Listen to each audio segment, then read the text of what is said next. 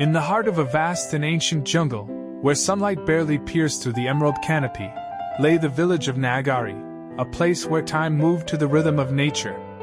Here, the villagers lived in harmony with the land, believing that every tree, every rock, and every river held the spirit of life itself. At the center of Nagari lived Calvin, the village elder. He was not just a man, but a living bridge to the past, a storyteller and guardian of the tribe's most sacred traditions. Though his body was frail, his eyes sparkled like the dawn, holding the wisdom of countless generations. Each evening, as the sun dipped below the horizon, the villagers would gather around a roaring fire. The children sat closest, their eyes wide with wonder, while the adults leaned in, eager to hear Calvin's stories.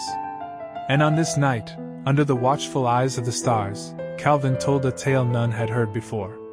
Long ago, Calvin began, our land was guided by a spirit called George, the keeper of balance. George ensured the rivers flowed, the rains came, and the forests thrived. But the people grew greedy. They hunted without mercy, cut down sacred trees, and dammed the rivers. The balance was broken, and George vanished. The land suffered. Droughts turned fields to dust, floods destroyed villages, and hunger became a cruel master.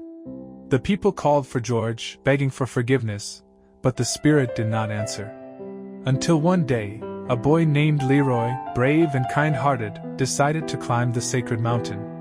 He carried nothing but a single seed, a gift from his heart. When he reached the mouth of George's cave, Leroy planted the seed and vowed to care for it, saying, "This tree will grow, and with it, so will our gratitude and respect for the land." Moved by Leroy's humility, George returned, restoring balance to the land. The rivers flowed once more, the rains came, and the forests healed.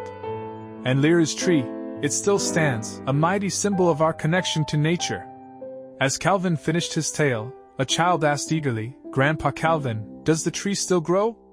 The old man smiled, his eyes twinkling like the stars above. "Yes," he said. "It grows on the sacred mountain, waiting for those brave enough to seek it." As the villagers returned to their huts, Calvin remained by the fire, staring into its glowing embers. He knew his time was drawing to a close, but his stories would live on in the hearts of his people.